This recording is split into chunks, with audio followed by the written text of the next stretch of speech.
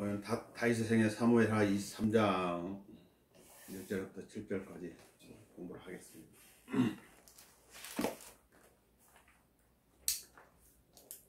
다윗의 그 중요성은 성경에서 이루 말할 수 없죠. 신약 성경에 처음으로 등장하는 단어가 바로 다윗입니다. 마태복음 1절에 기록되어 있죠. 사무엘하 21장에서는 다윗의 전쟁들이 기록되어 있습니다. 필리스텐과의 그런 전쟁들이 있었죠. 사무엘하 22장에 다윗의 찬양과 감사의 심.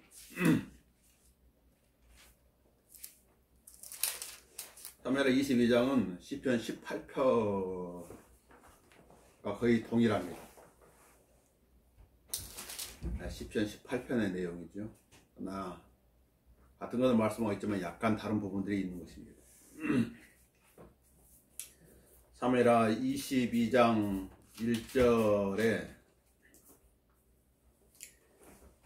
주께서 다윗을 그의 모든 원수들의 손과 사울의 손에서 구해내신 날에 다시 이 노랫말로 주께 구하여, 이렇게 1절로 들어가 있잖아요.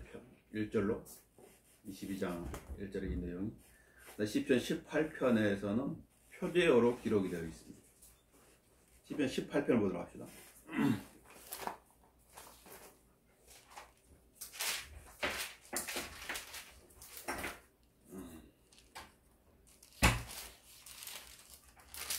거기는 표제어로 지시되어 있죠. 악장이 주의 종 다윗이 주께서 다윗을 그의 모든 원수들의 손과 사울의 손에서 구해내신 날에 그가 이 노랫말로 주께 구하여 말씀드리기를. 사무엘하 22장에서는 1절로 되어 있었는데 여기서는 절수에 들어가지 않고 표제로 기록되어 있으며, 또 시편 18편 1절에 이렇게 얘기하죠. 나의 힘이신 주여 내가 주를 사랑하리이다, 이렇게 말합니다. 사무엘하 22장에서는 2절이 1절로 되어 있죠. 주는 나의 반석이시여, 이렇게 시작합니다. 그래서 거의 같은 걸 말씀하고 있지만 약간 다른 부분들이 있는 것입니다. 다윗 왕은 하나님을 찬양하되 그분이 어떤 분이신지에 대해서 찬양하고 있습니다. 자, 나는 하나님에 대해서 얼마만큼 알고 있는 것입니다. 나는 하나님을 찬양하되 제대로 알고 찬양을 부르고 있는 것인가. 신약에서 예수님께서 가르쳐준, 제자들한테 가르쳐준 기도가 있죠. 일반적으로 주 기도문으로 알려진 그 기도 있지 않습니까? 그걸 말씀해 뭐라고 말씀하셨죠? 헛된 반복을 하지 말라 그랬습니다. 헛된 반복. 이방인들 하는 반복이 헛된 반복인데 의미를 모르고 한다고 말이죠. 의미를 알아야 되는 것입니다. 성경도 알아야지. 누가 누구한테 하고 있는 말인 것인가, 어떤 내용을 전달하고 있는 것인가, 앞뒤 문맥을 살펴가지고 확인해야 되는 것입니다.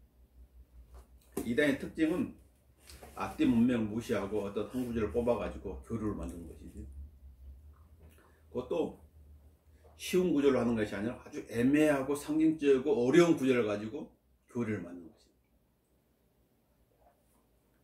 미혹되었다는 증거죠. 이단이라고 하는 것은 미혹되었기 때문에 그 일을 하는 것입니다. 다윗은 하나님을 찬양하게 되 그분이 어떤 분이신지에 대해서 알고 찬양하고 있는 것입니다.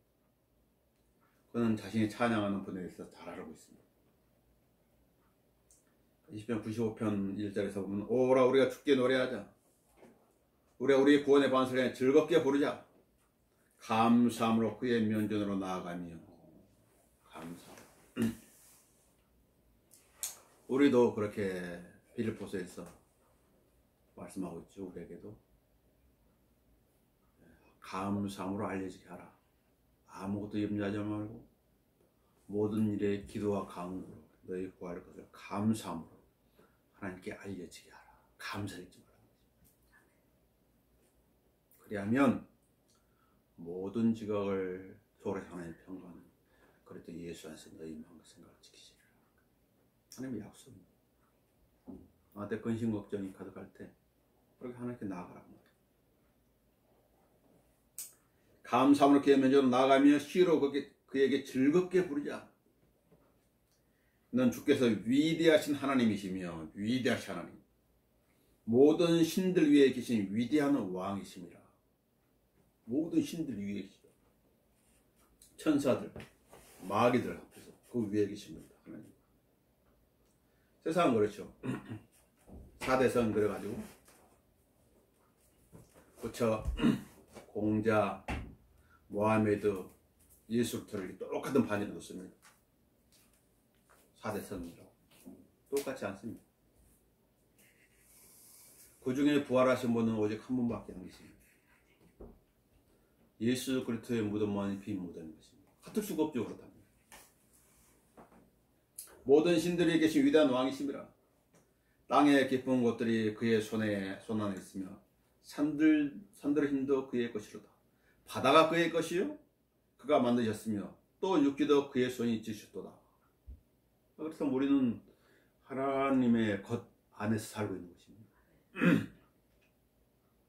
믿는 사람도 그렇고 믿지 않는 사람도. 또 우리 이 몸도 내 것이 아니라고 했지. 하나님의 것이라 그랬어요. 그래서 그리스도 심판석은 자, 너는 내 것을 가지고 어떻게 사용했느냐 이 결산을 보는 것이죠. 마치 10명이 줘야 한 문화씩 줘가지고 결산하는 거 똑같습니다. 5달란트 받은 종, 2달란트 받은 종, 1달란트 받은 종한테 결산하는 거 똑같습니다. 나한테 그 몸을 주었다. 너 그 몸을 가지고 어떻게 사용했느냐. 그것이 그래서 심판석이지. 오라 우리가 경배하며 절하자. 우리를 만드신 주 앞에 무릎을 꿇자. 넌 그가 우리의 하나님이시며 우리는 그의 초장의 백성의 그의 손의 양입니다. 영과 진리로 경배할 때, 영과 진리. 거듭난 사람만이 하나님께 경배할 수 있죠. 거듭나지 아니었다면 하나님께 경배할 수 없어요. 하나님 무관한 것입니다. 자, 다윗 하나님은 어떤 분이신가? 다윗은 구원의 주님을 찬양합니다. 1절에 주께서 다윗을 그의 모든 원수들의 손과 사울의 손에서 구해내신 날에 다시 이 노랫말로 주께 구하여. 다윗은 자신을 구해내신 주님을 찬양합니다. 주는 나의 반석이시여 나의 요새시며 나의 구원자시라. 내 반석의 하나님 그분을 내가 신뢰하리라. 그는 나의 방패시여 나의 구원의 뿌리시며 나의 높은 망대시여 나의 피난처시여 나의 구주시라. 주께서 나를 폭력으로부터 구원해 주시나이다. 존 누턴은 나 같은 죄인 살리시라는 찬송시를 썼죠. 나 같은 죄인 살리시. 자기가 어떠한 존재인지 잘 아는 것입니다. 우리도 마찬가지예요. 그 찬양을 부를 때 이신전심 같은 마음이 드는 것이죠. 그 찬양 부를 때 그 가사에 녹아 들어가기 때문입니다.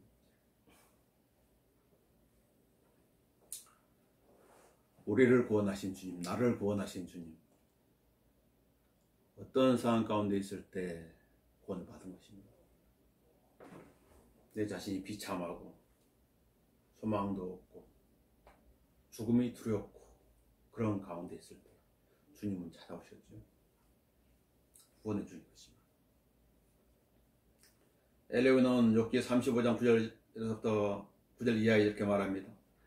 압제자들은 많은 압제 받는 자들을 우불죽게 하며 압제 받는 자들은 힘센 자의 팔로 인하여 부르짖는도다. 그러나 나를 지으신 분 하나님, 즉 밤에 노래를 주시는 분은 어디 계시며 우리를 땅의 짐승들보다 더 가르치시고 우리를 하늘의 새들보다 더 현명하게 만든 그분이 누구신가 하고 말한 자가 한 사람도 없다. 인간 하나님 찾지 않습니다. 하나님 찾아오셨죠. 성경의 결론은 무엇이죠? 인간의 성경은 의인은 없나니 없도다. 한 사람도 없도다. 하나님을 찾는 자도 없고. 인간은 빛을 찾지 않습니다. 빛으로 또 멀리 도망가지. 어둠에 속하기 때문에.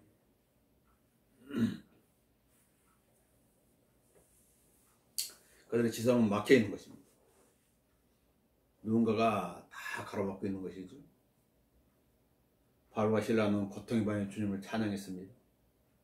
밤에 노래를 주시는 분을 찬양했습니다. 사도행전 16장 25절은 한밤중에 바울과 실라가 기도하고 하나님께 찬송을 부르니 죄수들이 듣더라. 사도 바울의 구원도 극적이었죠. 그러나 하나님을 박해하러 가다가 구원을 받았어요.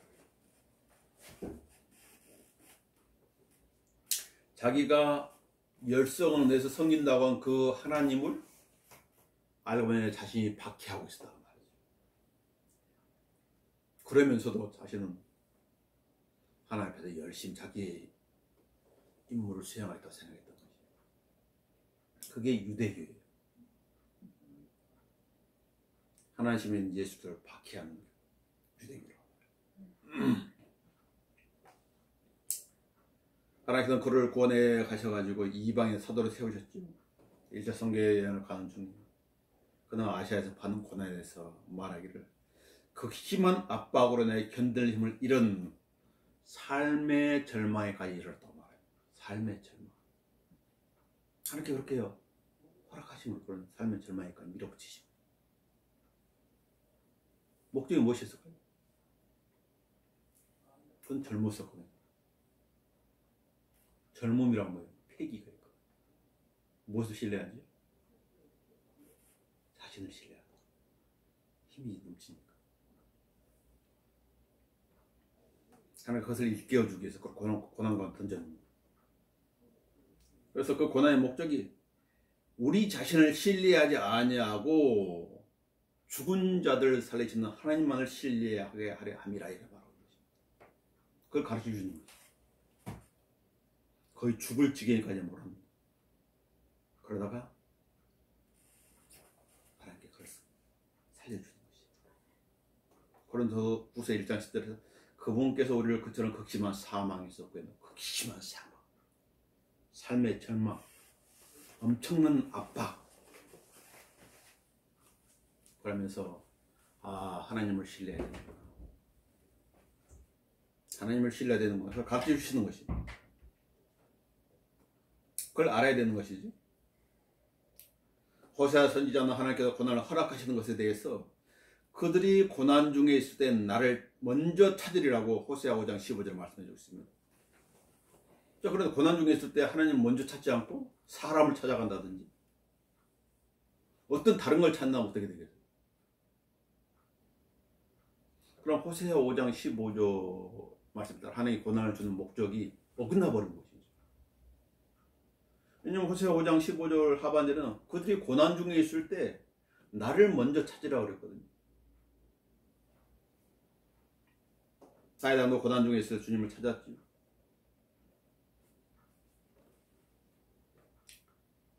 난 이 표현을 좋아하는데요.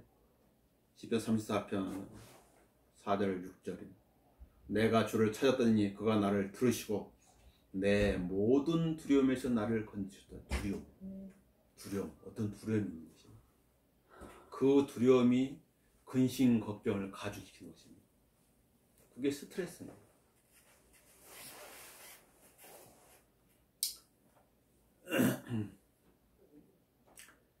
그 베드로가 물에 빠져 들어갈 때도 두려움 때문에, 순간적으로 원습한 두려움 때문에 빠져버린 것입니다. 6절에 이렇게 말합니다. 불쌍한 사람이 부르짖었더니, 이 표현을 난 좋아. 이 불쌍한 사람이 부르짖었다. 시편 34편 6절. 주께서 들으시고 그의 모든 고난에서 구원하셨도다. 이 불쌍한 사람 부르짖었더니 주께서 들으시고 그를 그의 모든 고난에서 구원하셨도다. 모든 고난에서 구원을 받으려면 주님을 찾아야 돼. 부르짖어야 돼. 혼의 구원을 받기 위해서 주님을 찾아야 되고, 삶에 있어서 어떤 문제에 있어서 구원을 받기 위해서 주님을 찾아야 돼. 거기 외에는 방법이 없는 것이에요. 자, 우리 시편 107편을 보도록 합시다.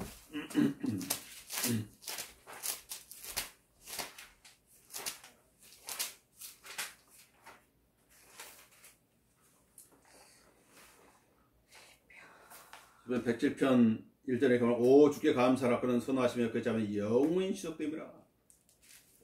주께 구속받은 자들은 그렇게 말할지니 그가 그들을 원수의 술속 구속하셨으며 그들을 땅에서 동과 서 북과 남에서 모으셨도다. 그들에게 5절에 굶주림과 목마름으로 그들이 오니 그들한테 기진하였도다. 고난이 다 왔죠. 그러니까 어떻게 했어요? 6절에 그때 그들의 고난 속에서 고난 가운데 있을 때 주께 부르짖었더니 주께서 그들의 고통에 그들을 구해내시고. 시편 107편은 이 6절 말씀이 그 이후로 3번 반복해서 나옵니다. 13절도 나오고 그때 그들의 고난 속에 주께 부르짖었더니 고난 가운데 있을 때 19절도 봐보세요. 그때 그들의 고난 속에 주께 부르짖으니 28절에 그때 그들의 고난 속에 주께 부르짖으니 주께서 그들의 고통에 그들을 이끌어내시며. 반복해서 나오지. 동서남북 어디에 있든지 어떤 상황이 있든지 주님을 찾아야 된다. 시편 107편이 알려주는 거죠. 성경 공부하게 된 그 동기 중에 하나가 시편 107편 9절인데 이는 그가 사모한 혼을 만족케 하시며 굶주린 혼을 선하심으로 채워주십니다. 이 구절 가지고 기도한 거잖아요. 내가 하나님의 말씀을 사모합니다. 하나님의 말씀을 알게 해주십시오. 그래서 지금까지 오게 된 것입니다. 찾아야 돼요. 어리석은 사람은 고난 가운데 있을 때 주님을 찾지 않고 엉뚱하게 찾는 사람은 어리석은 사람. 그냥 고난을 주는 목적이 무엇이라고요? 하나님을 찾으라고. 호세아 5장 15절인데요. 먼저 찾으라. 주님을 먼저 찾아야 돼요. 너희는 먼저, 나중이 아닙니다.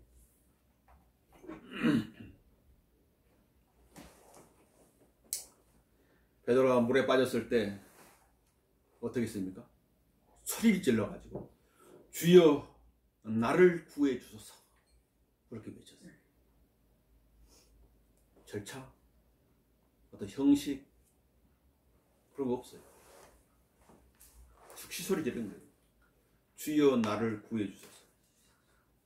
마태복음 15장 30절. 참으로 대단한 기도 가운데 하나가 어떤 기도가 있냐면 느헤미야의 기도가 대단한 기도. 아주 짧은 순간 하는 기도잖아요. 거기에는 미사 요구가 필요 없어요. 외식도 없어요. 포장도 없어요. 있는 모습 그대로 순간적으로 하는 기도. 그런 기도를 많이 하라고 말해요.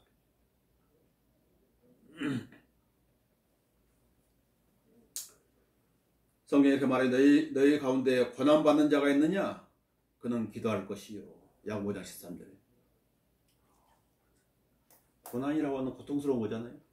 기도해야 돼요. 하나님 찾아야 돼요.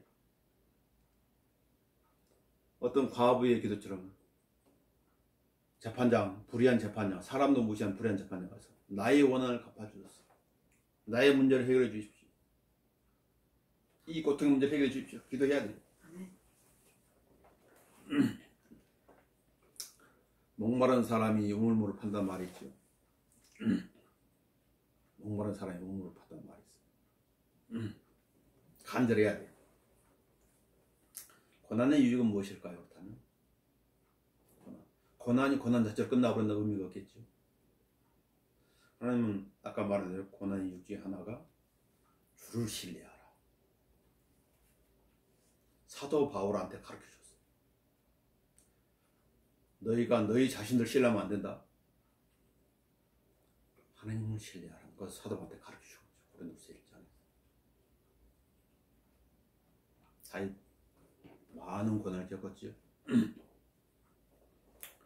왕으로 기름 부음을 받고 나서부터 도망자로서 생을 살았고, 왕이 되었을 때도 많은 어려움들이 있었어요. 많은 고난을 겪었죠. 어떤 것은 환경적인 요인으로 고난을 겪었고, 어떤 것은 자기의 실수로 고난을 겪었고, 어떤 것은 자녀를 잘못 키워가지고 고난을 겪었고, 고난을 겪었어요. 그는 다윗은 고난을 통해 얻는 유익을 시편 119편에서 5가지로 제시해 줍니다. 우리 보도록 할까요? 유익이 무엇입니까? 시편 119편.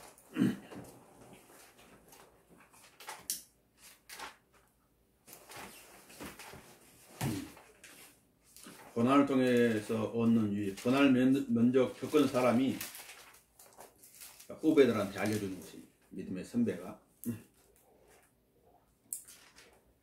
먼저 주의 말씀을 통해서 위로를 얻는다고 말씀해 주고 있습니다. 자, 시편 119편 49절 50절을 봅시다. 주의 종이 하신 말씀을 기억하소서. 주께서는 나로 그 말씀에 소망을 갖게 하셨나이다. 이 말씀은 나의 고난 중에 나의 위로가 되었으니 이는 주의 말씀이 나를 소생시키셨음입니다. 고난이 오는 사람이 낙심하고 이렇게 땅으로 가라앉잖아요. 그런데 하나님의 말씀 어떻게 했다고요? 그 사람 위로해줘 가지고 살려줬다, 소생시켰다 말씀합니다. 하나님의 말씀을 안다는 그래서 중요한 것이에요. 위로, 어디서 위로를 얻을까요? 고난 중에 있을 때 하나님의 말씀 위로를 해준다 말씀하셨어요. 그래서 성경에 그래, 이러한 말을 서로 위로하라고 그랬죠. 누가 상을 당했어요. 슬프잖아, 이별이니까. 이 땅에서 이제 다시 못 보잖아. 근데 위로의 말이 무엇이지요? 주님께서 오실 때 같이 다시 데려가서 만나게 해주실 것이다. 이러한 말로 서로 위로하라. 두 번째 유익은 주의 말씀을 지키게 되었다. 그렇게 말합니다. 67절을 보세요. 내가 고난을 당하기 전에 길을 잃었으나 이제는 주의 말씀을 지키나이다. 아, 이게 뭔 말이에요? 하나님의 약속이 있는데 그 약속을 별로 가볍게 여겨버렸다고 말이에요. 그래서 내 생각을 딱 갔더니 더 큰 어려움들이 기다리고 있더라. 아, 하나님의 약속대로군, 하나님의 말씀대로군. 그것을 알게 되었다는 것이죠. 세 번째 유익은 71절에 나와 있습니다. 뭔가를 배웁니다. 내가 고난을 당한 것이 내게 좋사오니 이는 내가 주의 규례들을 배우게 되기 때문이다. 이게 반복되면서부터 하나님 말씀대로 돼가는구나. 하나님 말씀대로. 그것을 확실하게 배우게 되는 것이죠. 뭘 통해서요? 고난을 통해서. 사실 고난과 다 관련되어 있잖아요. 네 번째 유익은 즐거움들이 생긴다는 것이죠. 143절 보시면 고난과 고통이 내게 닥쳤으나 주의 계명들은 나의 즐거움들이 되나이다. 왜 이런 표현을 할까요? 즐거움이라는 표현을. 뭔가를 잘 알게 되었으니까 이런 표현을 하게 되는 것이죠.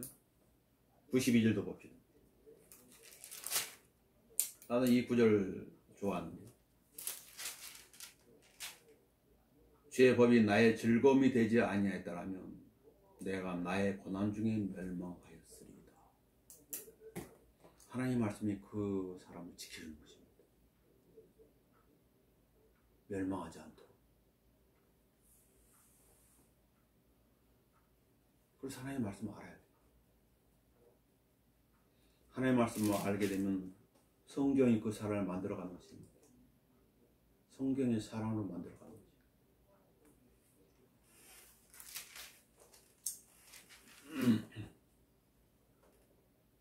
그리고 다섯 번째 유익은 잊어버리지 않게 되는 것이죠. 153절에 나와 있습니다.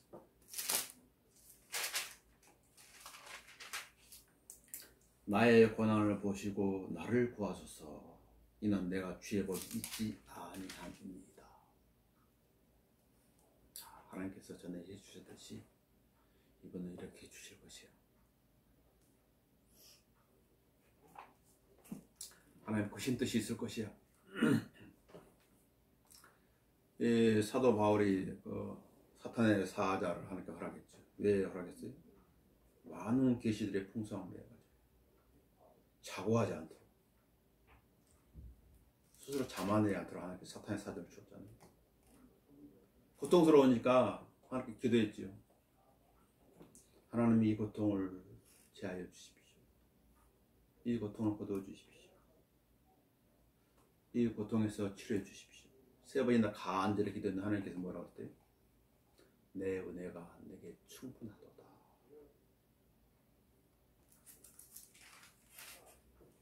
이 고통이 나한테 있는 것이 나한테 유익하다. 고쳐주셨어요. 하나님 뜻을 알게 되고 나서 바울은 더 이상 구하지 않게 되고, 내가 약할 때 하고 강하게 되는 거야. 내가 약해야 성경에 들어가는 거야. 내가 약해야 은혜가 풍성한 사람이 되지. 내가 강하면 육신이 일어난다. 자만하게 되고, 그럼 마귀가 교만한 그 교만에 빠져버린다. 사도 바울한테 주신 은혜였어요. 다윗은 그의 모든 원수들의 손과 사울의 손에서 구해내신 날에 주님을 찬양했다. 구해내신 날에. 우리도 과거를 회상하면 많은 어려움들이 있었는데 어떻게 그렇게 지나왔는지 참 감사하죠. 다 그리스도인마다 다 그런 간증들이 있습니다. 고난 가운데 있을 때 엄청 힘들고 괴로웠는데 돌이켜보니까 다 은혜였다. 이렇게 얘기를 하는 거지. 그때는 참 삶의 절망 가운데 살고 싶지 않았었는데 또 감당할 시험을 허락해가지고 견디게 하셨다. 그런 간증들을 하지. 다윗은 주 예수님의 예표로서 고난이 많은 사람입니다. 그는 하나님의 마음에 맞는 사람이지 사람들의 마음에 맞는 사람이 아니었어요. 고난이 많은 거예요. 이 성경 하나님의 말씀이죠. 고난이 많은 것입니다. 성경과 관련해서 많은 희생이 있었잖아요. 박세순 교사라는 신약교회사에 나오죠. 하나님에 맞는 사람이기 때문에 이 세상에 맞는 사람이 아닌 것이에요. 대적들이 많고 괴로움들이 많을 수밖에 없지요. 디모스 3장 12절에 그만해 실로 그리스도 예수 안에 경건하게 살고자 하는 사람은 박해를 받을 것이라. 하나님처럼 살고자 하는 사람. 침례 요한이 헤로드 왕한테 부당한 그런 부분에 대해서 지적을 했잖아요. 때가 되니까 헤롯이 어떻게 했어요? 침례 요한의 말을 듣고 많은 일을 했지만은 어떤 결정적인 순간에는 이 정치인이잖아. 어떤 여인의 간청에 자기 체면 때문에 침례 요한을 목베어서 갖다 주라고 한 거지. 지적 안 했더라면은 안 죽었을 거예요.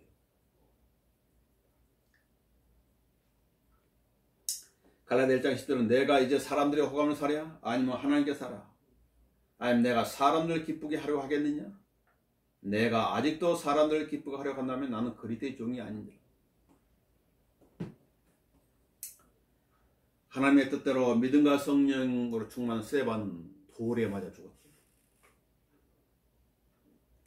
돌에 맞아 죽었습니다. 사도들 중에 야고보 요한 형제가 있는데 야고보는 사도행 10에는 목이 잘려서 칼이 목이 잘려 죽었습니다. 목베어 무단에 죽었죠. 바울은 그리스도 종으로서 신실하게 살아가다가 세상과 천사들과 사람들에게 구경거리하던 거예요. 만물의 찌꺼기처럼 살아가. 마치 세상에서 찌꺼기처럼 대하듯이 그런 대접을 받은 거죠. 가는 곳마다 뭐가 있어요? 박해, 소요.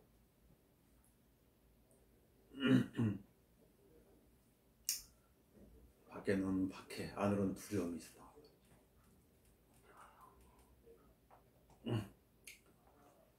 다윗의 대적은 밖으로는 필리스탄들이요 안으로는 사울 왕이며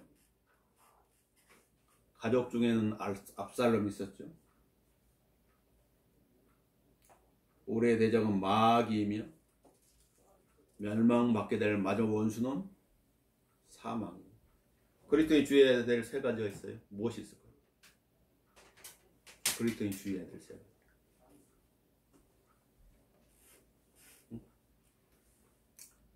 이 육신을 주의해야 돼요.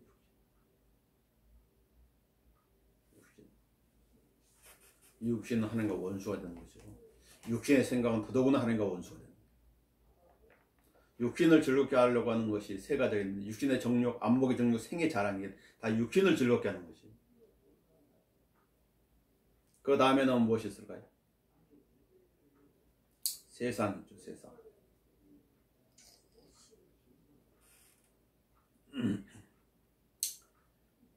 이 세상은 어둠의 세력인 공중의 통치자가 다스리고 있어요. 세상은 어둠에 속해 있어요.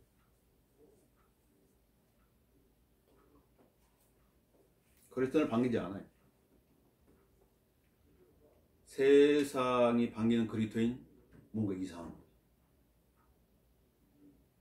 왜냐하면 예수님은 세상에 의해서 십자가에 못 박혔는데 로마 병사를 위해서 그 주님을 따르는 사람들 환영한다? 뭔가 이상한 거지. 마귀도 마찬가지입니다. 세 번째. 마귀는 끊임없이 강기와 계략, 골몰을 묻습니다. 산길자를 찾아다니는 울부짖는 사자처럼 틈을 찾는 거지. 틈을 주면 안 돼요. 마귀에 틈을 주지 말라고 성경 말씀하죠.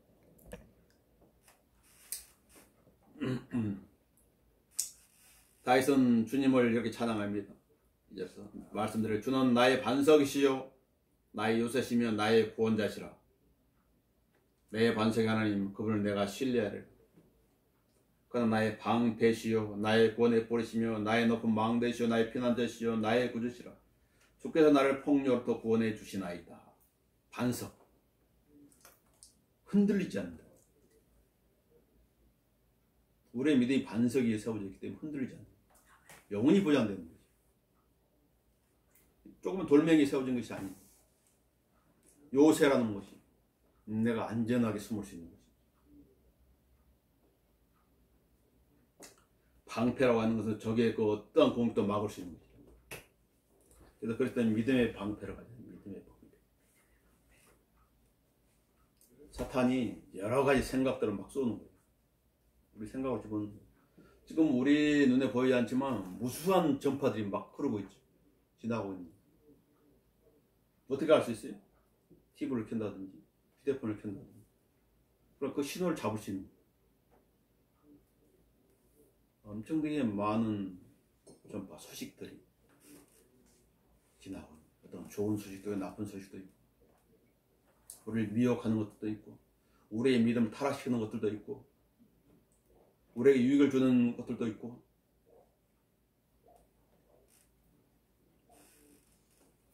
나의 구원의 뿌리시니 나를 높이 들려 올리신 분 모든 싸움에 승리하신 분이라 나의 높은 망대시오 멀리를 볼 수 있게 하는 망대라고 하는 것은 먼 거리를 볼 수 있게 하는 것. 아 주님께서 곧 오실 때가 되었구나.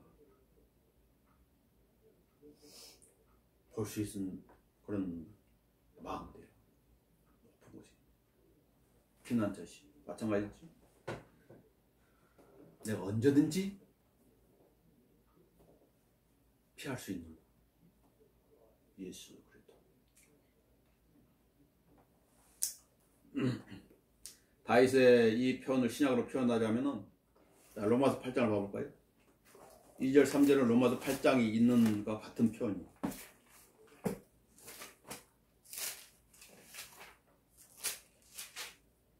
로마 8장 31절에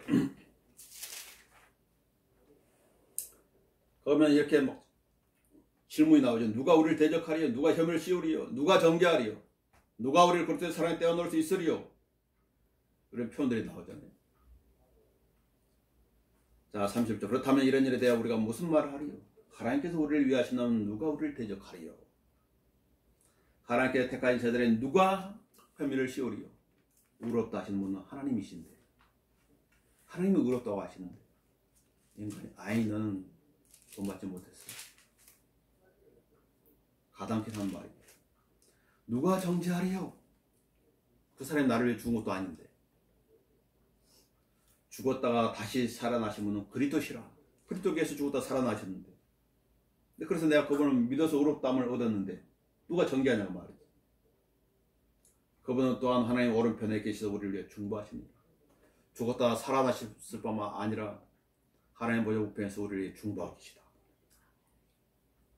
누가 우리를 그리스도의 사랑에 떼어놓을 수 있으리요? 이 땅에는 그 어떤 것도 환난, 공경, 박해, 기근, 헐벗은 칼도 떼어놓을 수 없다. 그래서 내가 확신하노니, 천상천하의 그 어떤 것들도 우리를 그리스도 예수 우리 주 안에 있는 하나님의 사랑에 떼어놓을 수 없으리라. 찬양하는 거예요. 내가 다 이뤘다고 하실 때 이런 선물들을 우리한테 말해주는 거지.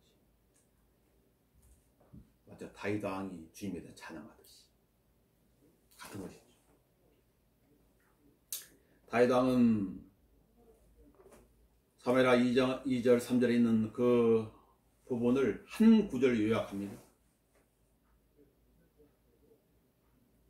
주는 나의 목자시니 내가 부족한 것이 없으리로다. 이 한 구절을 요약한. 주님이 나의 목자신데 무엇이 부족한 것이 있겠느냐. 하나님 우리를 위해서 모든 것을 주신 분이시죠. 자기 아들을 아끼지 않고 주셨는데, 예수 그리스도를 주셨는데 그 무엇을 아까워하시겠느냐. 그래서 주님은 찬양을 받으시기 합당하신 분이십니다. 사절은 말이죠. 내가 찬양을 받으시기 합당하신 줄을 부르리니 내가 내 원수들로부터 구원을 받으리라. 찬양을 받으시기 합당하신 주야. 우상을 찬양한 어리석은 것이죠.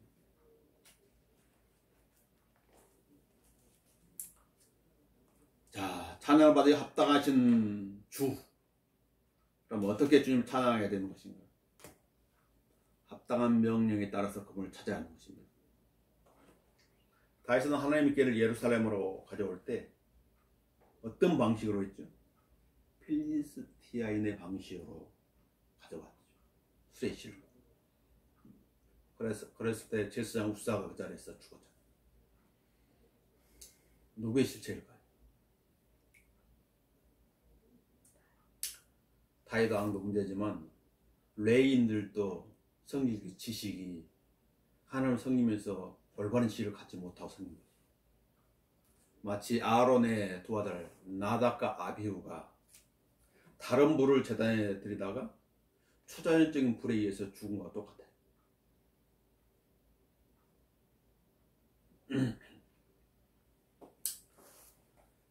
이렇게 합당 명령에 따라 그분을 찾지 않는 사람들은 살아있다는 이름을 가졌으나 죽은 자들이,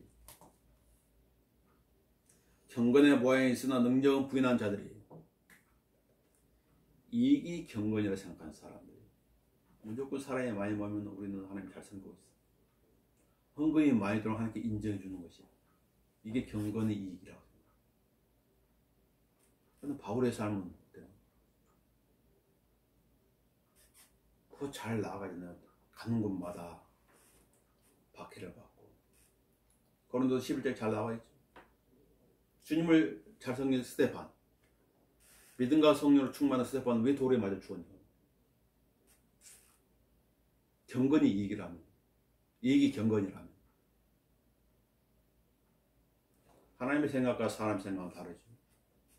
언제나 우리는 하나님의 생각으로 내 생각을 교정을 해야 돼. 바로 잡아야 돼. 그게 그리스도인이라는 단어의 뜻이에요.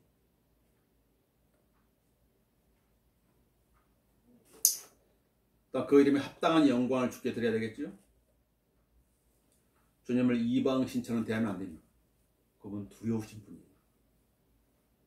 그분의 이름은 야훼가 아니라 여호와 하나님. 야훼는 히브리어가 아니라고 했어요.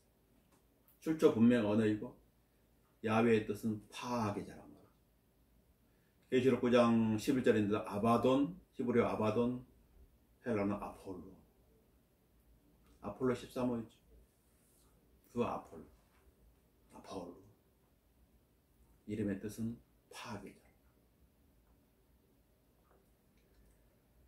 야훼라고 불리는 그자는 장차 대환란에서 자신을 하나님이라 불리며 경배를 받을 적그리스도예요. 한국 교계도 이 이름을 많이 쓰고 있죠. 데살로니가후서 2장 4절은 그는 대적하는 자며 또 하나님이라 불리는 모든 것과 숭배받는 대상 위에 자신을 높여 하나님의 성전에 앉아 하나님처럼 보여 자신을 하나님이라고 하느니라. 야훼의 철자는 6자입니다. 여호와의 철자는 7자예요. 자음 4개, 모음 3개. 성경을 변개시키는 자가 하나님의 이름도 변개시키고 있는 것입니다. 그래서 다윗은 시편 16편 4절에서 이렇게 말합니다. 시편 16편 4절과 중요한 말합니다. 딱 이 부분을 생각하면서 보면은 이해가 될 거예요. 시편 16편 4절 말씀. 다른 신 16사절에 그러죠. 다른 신을 급히 쫓는 자들의 슬픔이 커지리니 커진다. 나는 그들이 바치는 피의 술정을 바치지 아니하고 그들의 이름들도 내 입술에 두지 아니하리라.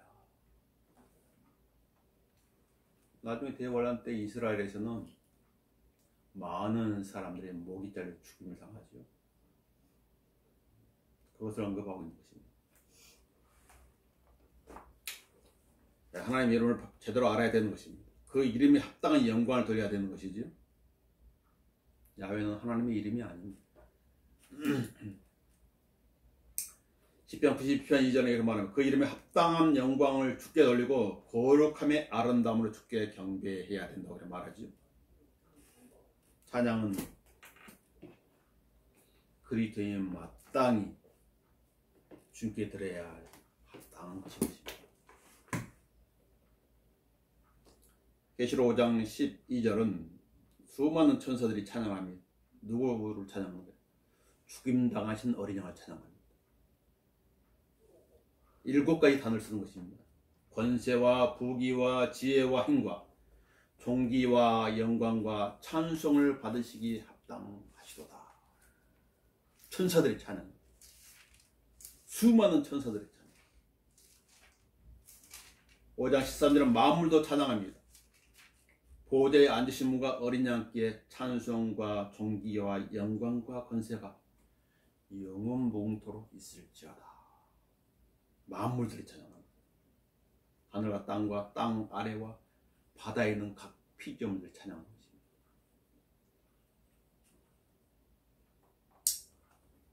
오절 6절은 그리스도의 죽음과 장사에 관련된 구절입니다. 죽음의 물길을 나를 에워쌌을 때 경건치 아니한 자들 홍수가 나를 무섭게 하였도다. 지옥의 슬픔이 나를 에워쌌으며 죽음의 덫이 나를 막았도다. 지옥은 땅의 심장으로 말하죠. 땅의 심장. 예수님께서는 예표로 요나를 언급하셨습니다. 요나가 사흘 낮과 사흘 밤 땅의 심장 속에 있었습니다. 인자도 그렇다고 말씀하셨죠. 성경에서 지옥에 들어갔다 나온 분은 딱 2명밖에 없습니다. 예수부터 예표로서 요나와 예수님이시죠. 그 외에는 없습니다. 많은 지옥에 다녀오는 분들이 인터넷에 널려 있죠. 책들로도 나와요. 성경은 뭐랍니까? 기록된 말씀 밖에 넘어가지 마요. 이 예언의 말씀에 주의하는 게 잘하는 거죠. 그것을 리얼 100이라고 할지라도 하나님의 말씀을 언제나 주의해라. 그것은 참고서는 볼 수 있어요. 참고서로. 그러나 본질로 흐려가지고 그 사건이 성경 위에 올라가면 안 되는 것이죠. 그때는 문제가 생기는 것입니다. 언제나 성경 위에 올라갈 수 없는 누구든지 그 어떠한 것도 이 예언의 말씀에 주의하는 게 잘하는 것입니다. 마귀는 그런 걸 통해서 미혹하기 때문입니다. 5절 6절에 있는 죽음의 물결이라든가 지옥의 슬픔은 다시 겪지 않는 일이에요. 다시는 그리스도 예표로서 말하고 있는 것입니다. 마치 자신이 그리스도가 된 것처럼 그렇게 말하고 있는 것입니다. 그래서 사도행전 2장 29절 이하에서 베드로는 이 사실을 이렇게 말해주고 있습니다. 형제 여러분, 내가 족장 다윗에 관하여 너에게 자유로이 말할 수 있는 것은 그가 죽어 장세되 그의 묘가 오늘까지 우리 가운데 있습니다. 그러므로 그가 선지자가 되어 가지고 다윗이 육신을 따라 그의 후손 중에서 그리스도를 일으키시어 그의 보좌에 앉게 하신다는 맹세를 하나님께 자기의 하신 것을 알고 그가 미리 앞을 내다보므로 미리 앞을 예견했다. 그리스도의 부활에 관하여 말한 것은 주의 혼이 지옥에 버리지 아니하였으며 또 주의 육신도 썩어짐을 보지 아니하던 것이라. 이 예수를 하나님께 살리셨으니 우리보다 그이라 하는 증인이라. 시편 사무엘하 22장은 다윗이 주님을 찬양하는 것인데 마치 자신이 예수 그리스도의 입장에서 말하고 있는 것입니다. 그렇게 다윗에게 적용되는 것과 예수 그리스도에 적용되는 것이 혼재되어 있는 것이죠. 잘 분별해서 봐야 되는 것입니다. 하나님의 은혜의 복음의 핵심은 무엇입니까? 복음의 핵심은 예수 그리스도의 죽음, 장사된 부활입니다. 이게 핵심이에요. 그러니까 복음에 이 세 가지에 빠져 있으면 안 되는 거예요. 죽음과 장사된과 부활이 있어야 돼요. 고린도서 15장 1절에서부터 4절에 나와있지. 이게 복음의 핵심과 기록되어 있는 거지. 10절을 보시면 내가 고통 중에 주를 부르고 내 하나님께 부르짖었더니 그가 그의 성결은 내 음성을 들으셨으며 나의 부르짖음이 그의 귀에 들렸도다. 내가 고통 중에 주를 부르고. 다윗의 고통스러운 때는 어느 때였을까요? 아마 사무엘상 30장에 있는 시클락에서 겪었던 일들이 아마 다윗의 큰 고통이었을 거예요. 다윗이 순간적으로 잘못된 선택을 함으로써 필리스타인들이 이스라엘 침공하기 위한 전쟁을 준비했을 때 다윗이 이스라엘 대적하는 편, 필리스타인 편에 서가지고 그 전쟁에 참여했었죠. 근데 하나님의 은혜로 그 전쟁에서 돌이키게 됐었어요. 그때 자신들의 거처인 시글락과 보니까 시글락이 불태워졌고 자기 모든 재산들, 아내들, 자식들은 다 없어져 버렸죠. 사로잡혀 갔다. 성경이 그렇게 말하고 있습니다. 말기들이 사로잡혀 갔다. 그때 성경이 이렇게 기록하며 다윗과 그와 함께 백성이 그대로 목소리를 높여 울었으니 기력이 다할 때까지 울더라. 사무엘상 30장 4절에서. 다윗의 두 아내도 사로잡혀 갔죠. 그런데 중요한 것은 이제 6절에 나오는데 다윗도 슬픈데 또 다윗의 마음이 불안한 것입니다. 왜냐하면 그 부하들이 뭐라고 그랬죠? 자기들 아들들과 딸들로 인하여 혼이 슬퍼서 다윗을 돌로 치자. 돌로 치자. 자기들의 대장을 죽이자.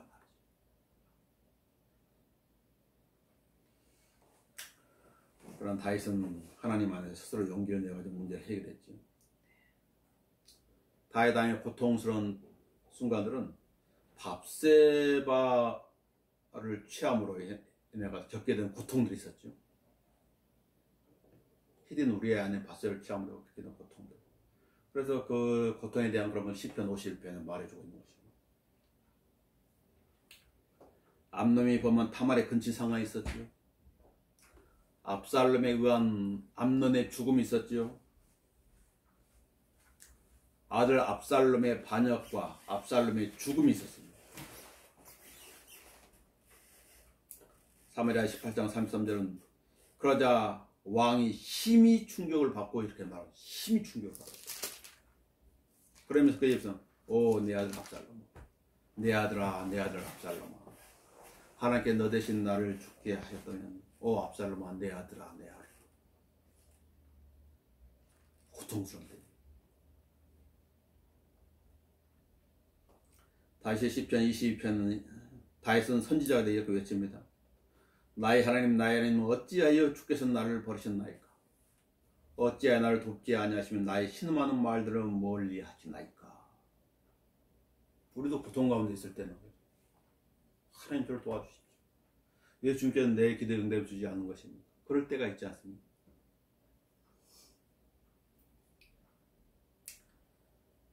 시편 22편 1절 9절은 마태복음 20장 46절에서 이루어집니다. 예수님이 십자가에 달리셨을 때 엘리 엘리 라마 사박다니 하셨죠. 언제 하셨냐면 제9시경 오후 3시 저녁 제사를 드리는 그 시간쯤 예수님이 운명하신 것이죠. 그 뜻은 어떤 뜻입니까? 하나님 나의 하나님 나의 하나님 어째 나를 버리셨나이까? 라는 말이 고통 가운데 울부짖는 것이 고통 가운데. 이 울부짖음은 지옥에서 있는 사람의 울부짖음과 같은 거죠. 하나님 하나님 어찌하여 나를 버리셨나이까? 어찌하여 나를 도와주지 않는 것입니까? 하나님 나사로를 보내가지고 그 순간 끝에 물 한 방울 적셔서 내 혀를 식혀주십시오. 그러나 지옥은 한 방울의 물도 허락되지 않는 거죠. 계속 갈증을 가지고 살아야 됩니다. 고통 가운데. 그것이 영원하다 말하고 있죠. 예수 그리스도의 생명이 영원한 생명이에요. 하나님의 생명이기 때문에. 그래서 지옥도 영원한 것입니다. 만약에서 우리가 천국에서 누릴 영광이 영원하지 않다면 지옥도 영원하지 않을 것이에요. 그러나 하나님의 살아있는 한 그 같은 일은 일어나지 않는 것입니다. 둘 다 영원한 것입니다. 성경은 예언의 책이죠.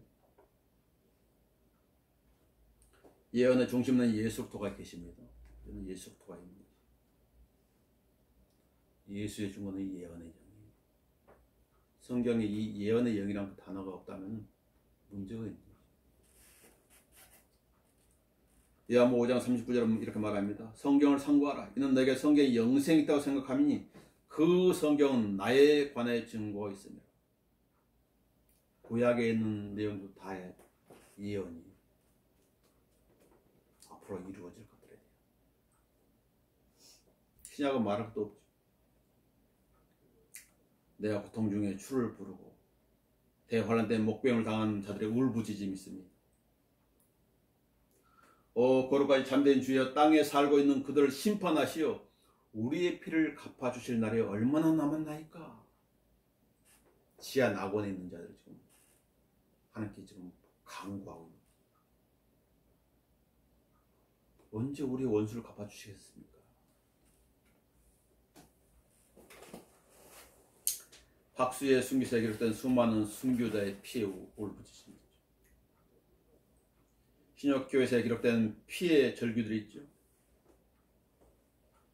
이 세상 그리스도의 피를 원했고 그 피는 갈보리 십자가에 흘려졌습니다.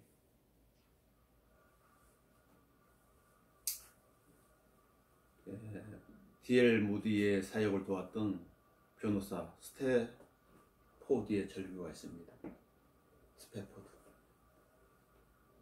저는 이렇게 주님 앞에 절규했습니다. 주님, 저는 주님 일을 가장 귀하게 여겼고 주님을 사랑했습니다. 그런데 왜 이런 고통을 주십니까? 이제 어떻게 살아야 합니까? 우리가 부르는 찬송가 내 평생에 가는 길은 4명의 딸, 즉 2살짜리, 5살짜리, 9살짜리, 11살짜리 4명의 딸들을 대서양, 차가운 대서양에 묻고 나서 쓰여졌어요. 그 소식을 듣고 고통 중에 하나님께 드리는 기도예요. 주님께서 그를 위로해 주신 거예요. 그래야 그는 그 하나님께 받은 위로를 시로 썼지요. 내 인생에 강같은 평화가 흘러들어도 저는 잘 살았어요. 거친 파도 같은 슬픔이 몰아칠 때도 그에게 지금 다가오고 내 운명이 어떻든지 주님은 날 이렇게 말하도록 가르치셨네. 평안해, 평안해. 내 영혼이 평안해.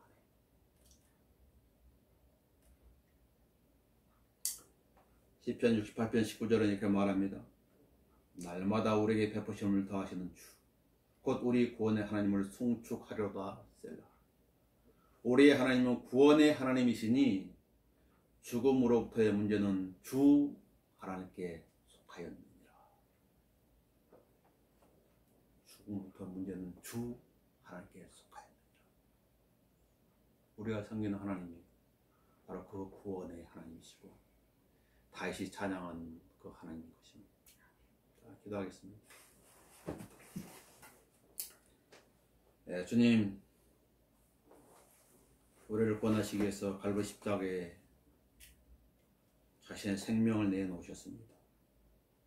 그것은 하나님의 생명이었고 하나님의 피값이었으며 그 피를 통해서 우리는 구속주의 영광을 받게 되었고 장차 누릴 영광을 약속받게 되었습니다.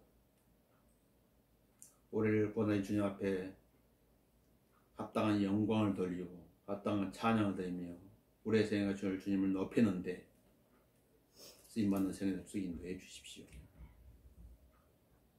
내게 사는 것이 그리스도니 그 주님을 따라 동행하는 생애 되어지게 해 주십시오. 주 예수의 이름으로 기도합니다.